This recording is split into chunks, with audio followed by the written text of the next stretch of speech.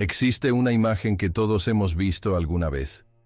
Un ataúd cerrado, flores blancas sobre la madera, el llanto contenido de algunos, el murmullo de oraciones que suenan casi mecánicas. Los que están de pie frente al féretro piensan, quizás, en lo que dirán en el trabajo mañana, en si lloverá al salir, en si tendrán tiempo de almorzar antes de volver a sus vidas. Y el muerto, el muerto está ahí, quieto e ignorado en el centro de todo, mientras la ceremonia se desarrolla sobre él como si fuera un simple ritual de protocolo social. Pero hay algo que nadie en ese salón puede ver. Algo que está ocurriendo en una dimensión paralela exactamente en ese momento, mientras el sacerdote recita las palabras de rigor y la gente consulta discretamente el reloj. Algo tan poderoso y tan definitivo que si los presentes pudieran verlo, aunque fuera por un segundo, caerían de rodillas sobre el mármol frío y no se levantarían hasta haber recitado todas las oraciones que conocen. Santa Faustina Kowalska lo vio. Esta monja polaca, muerta en 1938, fue favorecida con revelaciones sobre la misericordia divina que hoy están recogidas en su diario, uno de los textos espirituales más leídos del siglo XX. Pero dentro de ese diario hay páginas que raramente se comentan en las homilías dominicales. Páginas que describen, con una precisión que hiela la sangre, lo que le sucede al alma humana exactamente en el instante en que el cuerpo deja de respirar, y lo que continúa sucediendo mientras los vivos cantan el introíbo y comen sándwiches de jamón en el velatorio. Esas son las páginas que vamos a abrir hoy. La pregunta que Faustina se hizo no era abstracta ni teológica. Era tan concreta como el barro polaco de sus manos de novicia. Ella vio morir gente a su alrededor desde muy joven. Vio el pánico en los ojos de los que se iban. Vio la cara de los que quedaban. Y se hizo la misma pregunta que tú te has hecho en algún entierro. ¿Qué hay del otro lado de ese ataúd? No qué dice el catecismo. No qué enseña la teología en abstracto. ¿Qué hay realmente? El Señor no le respondió con un manual. Le respondió mostrándoselo.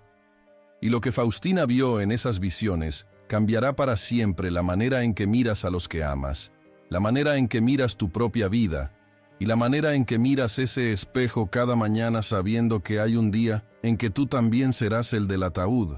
Antes de continuar, si alguna vez has perdido a alguien y te has preguntado dónde está ahora, si está bien, si puede escucharte, te pido que escribas en los comentarios el nombre de esa persona. No es un gesto vacío. Es un acto de amor que tiene más peso del que imaginas, y entenderás por qué al final de este relato. El diario de Santa Faustina está lleno de visitas al purgatorio. Esto no era para ella una excursión mística emocionante. Era una experiencia de sufrimiento solidario que la dejaba físicamente exhausta. El Señor la llevaba a esos lugares no para satisfacer su curiosidad, sino para que ella comprendiera la urgencia de la oración por los difuntos, y para que nosotros, al leer sus palabras, sintiéramos esa misma urgencia como si nos quemara los dedos. En una de esas visiones, Faustina fue conducida por un ángel a través de lo que ella describe como un camino envuelto en una niebla densa y oscura. No era la oscuridad tranquila de una noche de verano. Era una oscuridad que pesaba, que tenía textura, que entraba en los pulmones como si el aire mismo estuviera cargado de tristeza. Y en medio de esa niebla, comenzó a escuchar voces. Al principio confusas, como un murmullo colectivo. Luego, a medida que se acercaba, nítidas y personales. Eran voces que pedían, que suplicaban, que rogaban por algo que los vivos tenían y los muertos ya no podían conseguir por sí mismos. Necesitamos detenernos aquí para entender algo fundamental, porque esto es lo que lo cambia todo. El purgatorio, según la revelación que recibió Faustina, no es un estado de castigo aplicado por placer del cielo. Es un estado de purificación necesaria, sí, pero sobre todo es un estado de impotencia radical. Esas almas están condenadas a la bondad.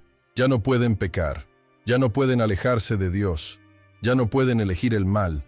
Quieren el cielo con una intensidad que ningún ser humano vivo ha experimentado jamás, porque ya saben con certeza absoluta que el cielo existe y que la felicidad que ofrece supera infinitamente cualquier placer que hayan conocido en la tierra.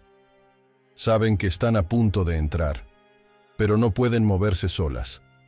Les falta algo que ellas ya no pueden ganar y que nosotros sí podemos darles. Eso es lo que Faustina vio en las almas del purgatorio. La angustia de quien está a 1 metro del agua y no puede dar el último paso.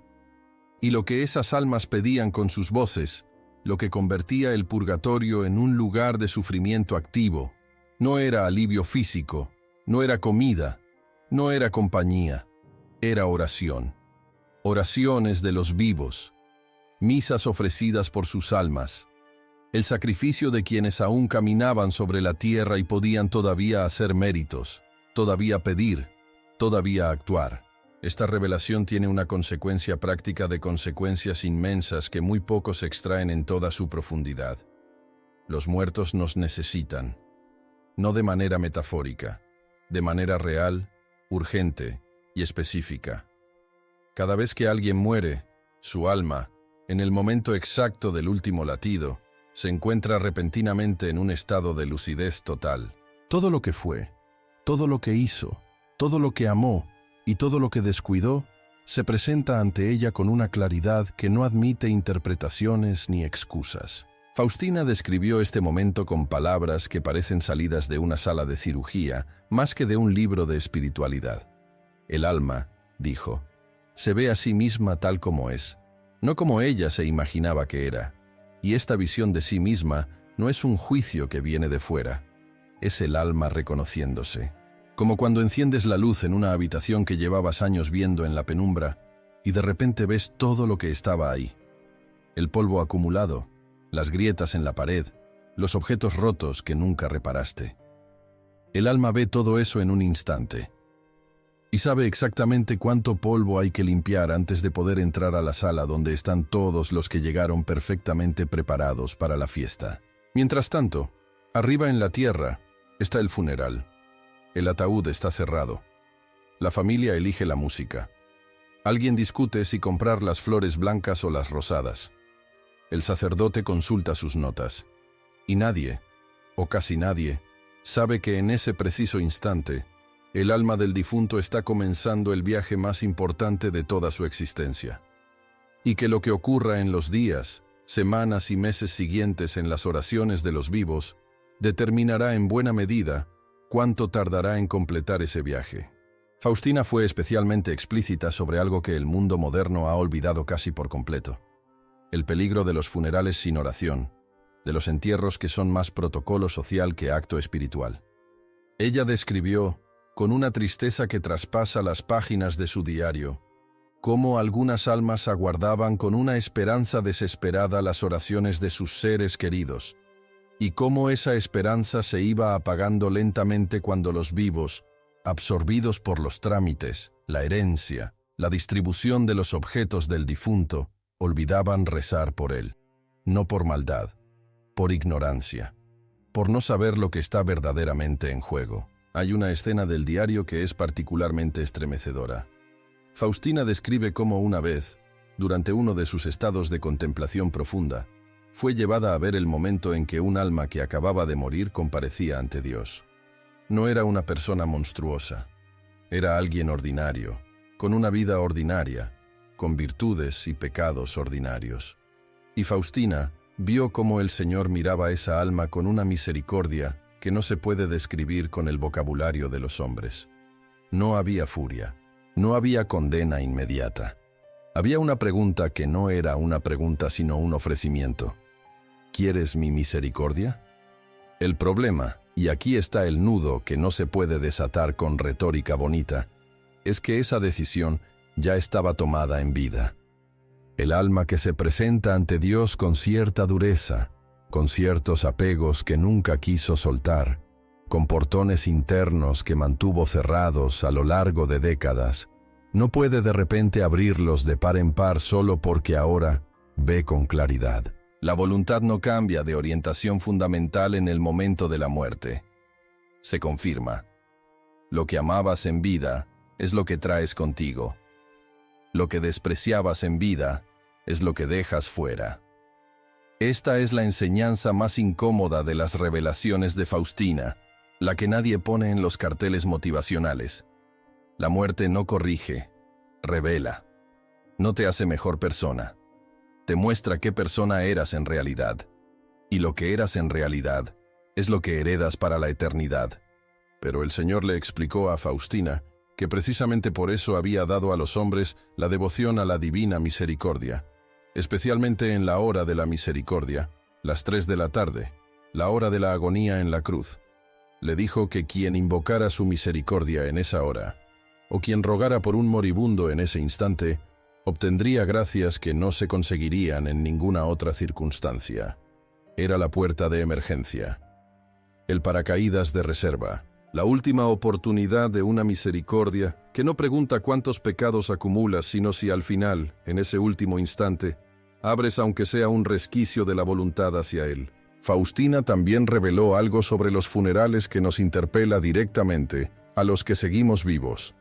Describió cómo el alma del difunto suele estar presente, de una manera que ella misma no podía explicar del todo, en el momento de las exequias, no de manera fantasmal, no como en las películas de terror, sino como una presencia que espera, que observa, que nota.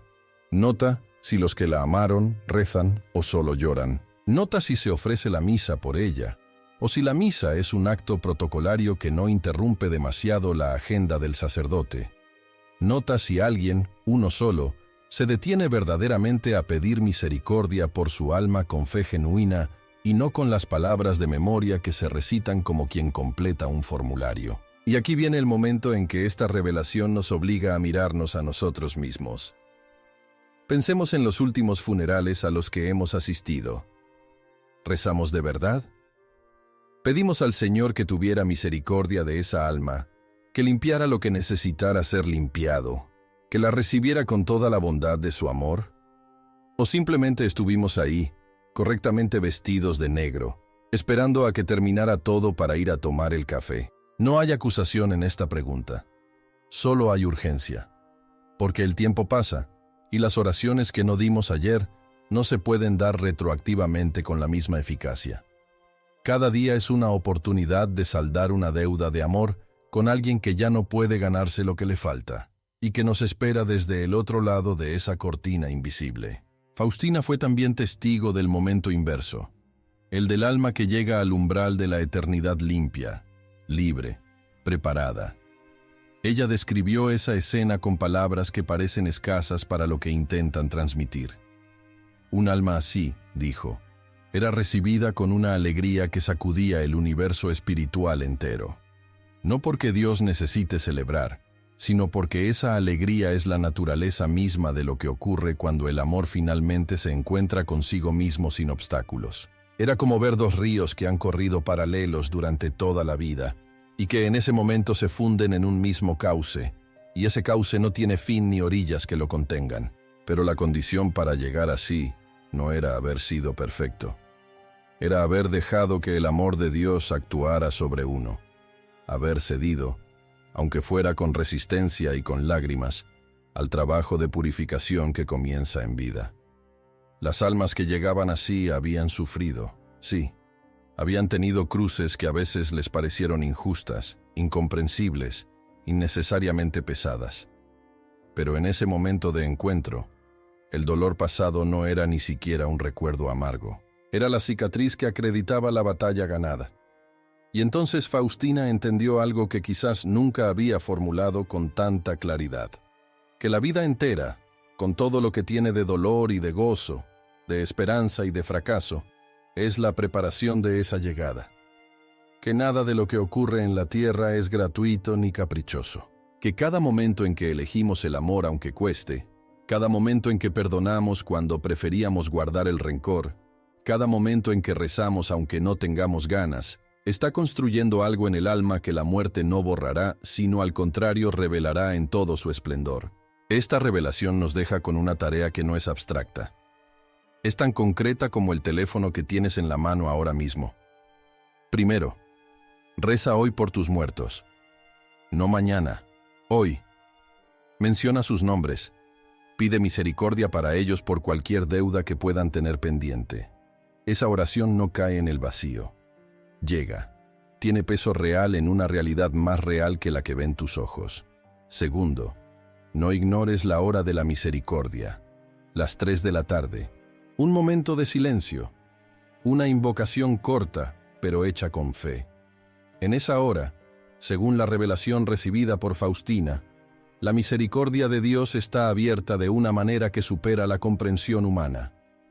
Todo lo que pidas en ese momento, por un alma que está pasando por su agonía, o por tus difuntos, tiene un peso especial que el Señor mismo garantizó en sus palabras a esta santa. Tercero, y esto es quizás lo más desafiante de todo, comienza a preparar tu propia llegada. No como un ejercicio de terror, sino como el acto más sensato de toda tu vida. Si Faustina nos enseña algo, es que la muerte no es el final de la historia, sino el examen final de lo que has escrito en ella.